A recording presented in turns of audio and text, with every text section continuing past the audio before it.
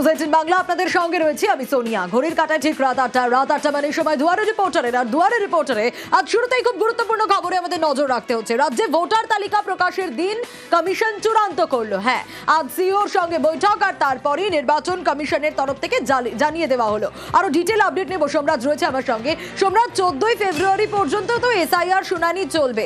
এরপর তাহলে কবের মধ্যে আপলোড হবে, তথ্য যাচাই করা হবে এবং তারপর চূড়ান্ত ভোটার তালিকা প্রকাশের দিনই বাকি?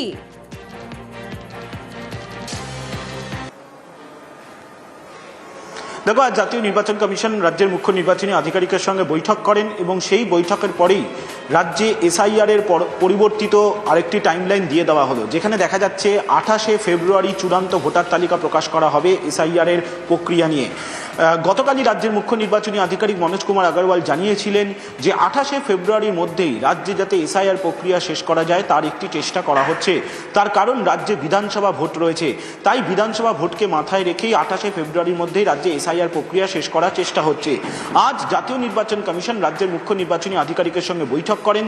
সেই বৈঠকেই রাজ্যের মুখ্য নির্বাচনী আধিকারিকের মতামত নেন এবং তিনিও সেই বৈঠকে জানান যে 28শে ফেব্রুয়ারির মধ্যে চূড়ান্ত ভোটার তালিকা প্রকাশ করা সম্ভব। তারপরেই জাতীয় নির্বাচন কমিশনের তরফে এই টাইমলাইন দিয়ে দেওয়া হলো এসআইআরকে কেন্দ্র করে। শুধু তাই নয়, রাজ্যের মুখ্য নির্বাচনী আধিকারিক গত শনিবার জাতীয় নির্বাচন কমিশনের কাছে প্রস্তাব পাঠিয়েছিলেন যে শুনানির সময়সীমা আরও 7 দিন বাড়ানো হোক, অর্থাৎ 7ই ফেব্রুয়ারির বদলে 14ই ফেব্রুয়ারি পর্যন্ত করা হোক এবং সেই মোতাবেক জাতীয় নির্বাচন কমিশন 14ই ফেব্রুয়ারি পর্যন্ত এসআইআর এর শুনানির সময়সীমা বাড়িয়েছে। পাশাপাশি ডকুমেন্ট আপলোড ও যে কোনো অভিযোগের নিষ্পত্তির সময়সীমাও বাড়িয়ে 21শে ফেব্রুয়ারি পর্যন্ত করা হয়েছে নির্বাচন কমিশনের তরফে। কিন্তু রাজ্যের মুখ্য নির্বাচনী আধিকারিকের তরফে যে প্রস্তাব দেওয়া হয়েছিল, অর্থাৎ বিধানসভা ভিত্তিক শুনানির সময়সীমা বৃদ্ধি, সেটা কিন্তু করেনি জাতীয় নির্বাচন কমিশন। গোটা রাজ্য জুড়েই শুনানির সময়সীমা বাড়ানো হয়েছে, অর্থাৎ 14ই ফেব্রুয়ারি পর্যন্ত গোটা রাজ্যেই শুনানি চলতে পারে। এখনো পর্যন্ত 7 লক্ষ ভোটারের শুনানি বাকি রয়েছে। বেশ সোমরাজ, সঙ্গে থাকো।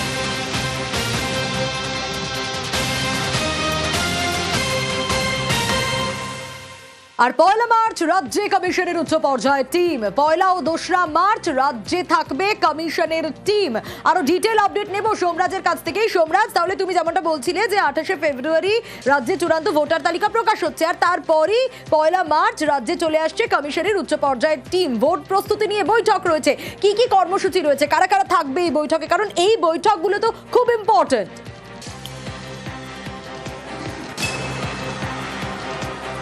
দেখো, একদমই এসআইআর এর চূড়ান্ত ভোটার তালিকা প্রকাশ হবে 28শে ফেব্রুয়ারি এবং তারপর 1 মার্চ ও 2 মার্চ জাতীয় নির্বাচন কমিশনের তরফে একটি উচ্চ পর্যায়ের প্রতিনিধি দল বা উচ্চ পর্যায়ের টিম রাজ্যে আসবে।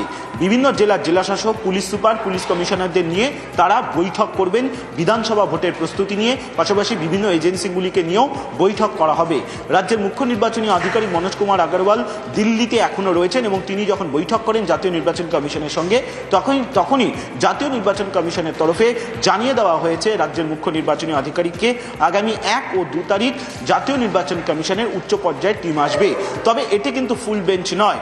যেটা কমিশন সূত্রে জানা যাচ্ছে, 1 ও 2 তারিখ কমিশনের উচ্চ পর্যায়ের যে টিম আসবে তারা জেলাশাসক, পুলিশ সুপার, পুলিশ কমিশনারদের সঙ্গে বৈঠক করে রাজ্যের বিধানসভা ভোটের প্রস্তুতি নিয়ে খতিয়ে দেখবে, মতামত নেবে এবং তারপর জাতীয় নির্বাচন কমিশনের ফুল বেঞ্চের কাছে তারা সেই রিপোর্ট পেশ করবে। রিপোর্ট পেশ করার পর জাতীয় নির্বাচন কমিশনের ফুল বেঞ্চ সিদ্ধান্ত নেবেন যে তারা রাজ্যে আসবেন কি আসবেন না। সেক্ষেত্রে তারা যদি রাজ্যে আসেন তাহলে মার্চের 2য় সপ্তাহের আগে আসার সম্ভাবনা নেই। ফলত মনে করা হচ্ছে রাজ্যে বিধানসভার নির্ঘণ্ট প্রকাশ হতে পারে মার্চের 2য় সপ্তাহ নাগাদ। তার আগে প্রকাশের সম্ভাবনা নেই বলেই মনে করা হচ্ছে। বেশ,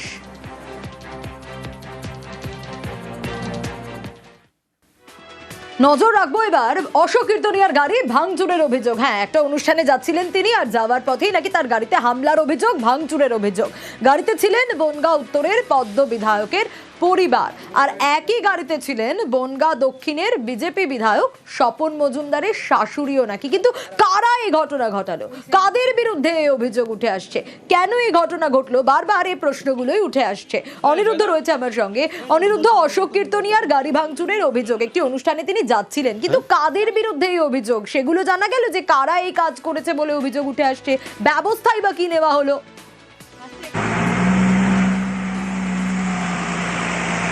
দেখো সোনিয়া, উত্তর 24 পরগনার বনগাঁর গোপালনগর বেলেডাঙ্গাতে একটি অনুষ্ঠানে যাচ্ছিল অশোক কীর্তনিয়ার স্ত্রী এবং বনগাঁ দক্ষিণের বিজেপি বিধায়ক স্বপন মজুমদারের শাশুড়ি। একই গাড়িতে দুজনে ছিলেন। তারা অনুষ্ঠানের স্থলে পৌঁছানোর আগেই তাদের গাড়ির উপরে হামলা করা হয়, গাড়িতে রীতিমতন ভাঙচুর করা হয়, রড দিয়ে মারধর করা হয় গাড়ির উপরে এবং গাড়িকে আগুন ধরিয়ে দেওয়ার চেষ্টা করা হয়, তেমনই অভিযোগ তুলেছেন অশোক কীর্তনিয়ার স্ত্রী। এবং তুমি যে প্রশ্ন করছিলে যে কাদের বিরুদ্ধে এই অভিযোগ, অশোক কীর্তনিয়া রীতিমতন অভিযোগ তুলেছেন যে স্থানীয় তৃণমূল কংগ্রেসের দুষ্কৃতীরাই এই হামলা চালিয়েছে, তাদের বিরুদ্ধে অভিযোগ তুলেছেন। এবং তোমাকে জানিয়ে রাখি যে এই গাড়িতে কিন্তু অশোক কীর্তনিয়া ছিলেন না, তার স্ত্রী ছিলেন এবং বনগাঁ দক্ষিণের বিজেপি বিধায়ক স্বপন মজুমদারের শাশুড়ি ছিলেন। তারা একটি অনুষ্ঠানে যোগ দেওয়ার জন্যই বেলেডাঙ্গাতে গিয়েছিল এবং সেখানেই এই আক্রমণের ঘটনা ঘটে। তারা তৃণমূলের দিকে আঙুল তুলেছে। অন্যদিকে বনগাঁ জেলা তৃণমূল কংগ্রেসের সভাপতি বিশ্বজিৎ দাস ফোনে জানিয়েছেন যে এই ঘটনার সঙ্গে তৃণমূল কংগ্রেসের কোনো যোগ নেই। স্থানীয় সাধারণ মানুষ অশোক কীর্তনিয়ার গাড়ি দেখে তারা জিজ্ঞাসা করতে এসেছিল এসআইআর এর কারণে ওই এলাকায় একজনের আত্মহত্যা করেছিল, মৃত্যু হয়েছে, বিধায়ককে কখনো দেখা যায়নি। কেন বিধায়ককে দেখা যায়নি সেই প্রশ্ন তুলতেই বিধায়কের গাড়ি থেকে পাল্টা স্থানীয় মানুষদেরকে মারধর করা হয়েছে, তেমনই অভিযোগ তুলেছেন বনগাঁ জেলা তৃণমূল কংগ্রেসের সভাপতি বিশ্বজিৎ দাস। এবং তা নিয়েও তিনি আরও দাবি করেছেন যে এ বিষয়েও অভিযোগ হবে। ইতিমধ্যে এই ঘটনা তদন্ত শুরু করেছে গোপালনগর থানার পুলিশ, খতিয়ে দেখছে যে কী ঘটনা ঘটেছিল এবং কারাই বা এই আক্রমণের পিছনে ছিল। যদি অশোক কীর্তনিয়ার যে গাড়ির উপরে আক্রমণ হয়েছিল তৃণমূলের পক্ষ থেকে অভিযোগ করা হচ্ছে সেই গাড়ি থেকে সাধারণ মানুষকে মারধর করা হয়েছে, সেই অভিযোগের বিষয়ে খতিয়ে দেখছে পুলিশের পক্ষ থেকে। সোনিয়া, হ্যাঁ, আমাদের ওখানে একটা অনুষ্ঠান ছিল, আমরা নিমন্ত্রিত ছিলাম। ওখানে যাচ্ছিলাম, তো ওখানে পৌঁছানোর আগেই মাঝ রাস্তায় আমাদের হঠাৎ করেই অ্যাটাক করে। জানি না, ওরা এসেই গাড়ি ভাঙচুর করা শুরু করলো। সবার হাতে অস্ত্র ফস্ত্র ছিল সব। আমি তো দেখেই নার্ভাস হয়ে পড়েছি। মুখে উল্টো পাল্টা খিস্তি খামারি দিচ্ছিল, যেসব ভাষা সব মুখে আনা যায় না। আমার মিসেস আজকে বেলেডাঙ্গা চালাতলা এরিয়ায় একটি ধর্মীয় অনুষ্ঠানে গিয়েছিলেন। ওখানকার তৃণমূলের হারমাত বাহিনী আমার মিসেসকে এবং বনগাঁ দক্ষিণের বিধায়ক স্বপন মজুমদারের শাশুড়ি ছিলেন, দুজনকে জানতোই গাড়িতে পুড়িয়ে মারাটার চক্রান্ত করেছিল। যখন তারা কোনো রকমে গাড়ির বিরুদ্ধে বেরিয়ে গিয়েছে, সাথে সাথে পুরো গাড়িটাকে ভেঙে তছনছ করে দিয়েছে। আজকে ভাবা যায় আমরা কোন পশ্চিমবঙ্গে বাস করছি, দুজন বিধায়কের পরিবারের লোককে আজকে আক্রমণ করা হলো। গোপালনগর থানা আমার মিসেস গিয়েছেন এবং স্বপন মজুমদারের শাশুড়ি গিয়েছেন। তারা যদি যোগ্যতম ব্যবস্থা না নেয় আগামীতে বনগাঁকে অচল করে দেবে।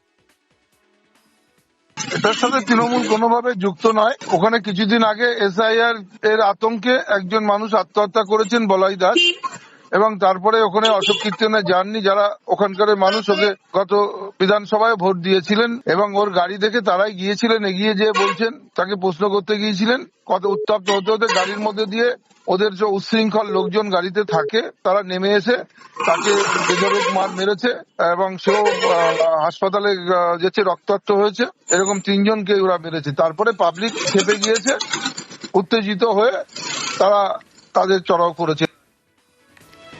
বিজেপি বিধায়কের বিরুদ্ধে দুর্নীতির পোস্টার, বিজেপি অফিসের নিচেই বিধায়কের বিরুদ্ধে পড়েছে এই পোস্টার।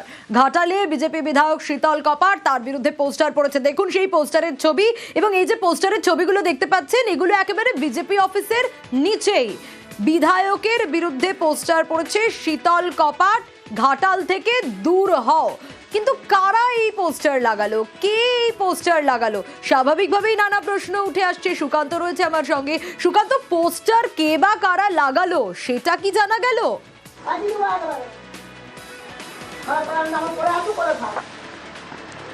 দেখো সোনিয়া, পোস্টারের নিচে যেটা লেখা রয়েছে যে আদি বিজেপি কর্মী সমর্থক তারা কিন্তু এই পোস্টার লাগিয়েছে। এক কথায় ঘাটালে যে বিজেপির গোষ্ঠী কোন্দল, সেই কোন্দল কিন্তু প্রকাশ পাওয়া যাচ্ছে এই লেখার মধ্যে। যেখানে দেখা গিয়েছে যে সামনেই 26-এর বিধানসভা নির্বাচন, সেই বিধানসভায় প্রার্থী হিসাবে চাইছেন না শীতল কপাটকে, সেটাও লেখা রয়েছে। তেমন শীতলবাবু যে বিভিন্নভাবে টাকা পয়সা নিয়েছেন সেই দিকগুলো তুলে ধরা হয়েছে। দেখা যাচ্ছে যে চাকরির জন্য পয়সা নেওয়া এবং তার সাথে যে তিনি দলের ক্ষতি করছেন, ভাবমূর্তি নষ্ট হচ্ছে তার জন্য, এবং খেয়াপাড়াপাড়ের ঘাটে সেখানে টাকার কেলেঙ্কারি হয়েছে, সেই সব তথ্য তুলে ধরে কিন্তু এই পোস্টার দিয়েছে। আর পোস্টার দেওয়া হয়েছে যে আদি বিজেপি যে কর্মী সমর্থক তাদের নামেই কিন্তু এই পোস্টার, এই পোস্টার পড়ায় কিন্তু রীতিমতো একটা চাঞ্চল্য ছড়িয়েছে ঘাটালে। এবং এই নিয়ে আমরা ঘাটালের বিধায়ক শীতল কোপাটের সাথে যোগাযোগ করি, তিনি অবশ্য সম্পূর্ণ অস্বীকার করেছেন। তিনি বলছেন যে বিরোধীরা তাকে চক্রান্ত করছেন, কারণ সামনে বিধানসভা, সেই জন্যই কিন্তু এইভাবে তার বিরুদ্ধে তাকে কালিমালিপ্ত করার জন্যই এই পোস্টার ফেলা হয়েছে। তৃণমূলের পক্ষ থেকে কিন্তু পরিষ্কার জানানো হয়েছে যে এর মধ্যে তৃণমূলের কোনো হাত নেই, শুধুমাত্র বিজেপির গোষ্ঠীকন্দল, এবং সেই গোষ্ঠীকন্দলের জের বিজেপি কর্মীরা তারা কিন্তু চাইছেন না ঘাটালের বিধায়ক শীতল অর্থাৎ এই কোপাটকে, পোস্টারে এবং যা সেই লেখা তাতে বোঝা যাচ্ছে বিজেপির গোষ্ঠী কোন্দল, সেটাই প্রকাশ্যে আসছে। বেশ, বিজেপিকে বদনাম করার চেষ্টা করছে, বিজেপির নাম দিয়ে পোস্টারিং করছে। তৃণমূল নেতাদেরকে বলবো, যদি প্রকৃত আমি কারোর সঙ্গে প্রতারণা করে থাকি, যে বলছে সে প্রমাণ নিয়ে প্রকাশ করুক। আমিও চাই সত্যতা প্রকাশ হোক। ঘাটালের তৃণমূল নেতারা ভয় পাচ্ছে, মিথ্যে করে পোস্টারিং করছে। বিজেপিতে আদিনব্য বলে কেউ নেই, আমরা সবাই একত্রিত হয়ে কাজ করছি। শীতল কোপাটের বিরুদ্ধে আমরা অনেকদিন বলে আসছি, সেটা এতদিন বাদে বিজেপি কর্মীরা বুঝতে পারলো, আদি বিজেপি কর্মীরা বুঝতে পারলো একজন চোর ডাকাত গুন্ডা বদমাসকে হচ্ছে ঘাটালের এমএলএ করে ঘাটালে কি ক্ষতিটা হয়ে গেছে, ফান্ডের টাকা সে কোথায় খরচা করছে ঘাটালের মানুষকে জানানো উচিত। আমি মনে করি বিজেপি কর্মীদের কি অনেকটা দেরিতে হলো বুঝতে পারছে শীতল কোপাট জিনিসটাকে।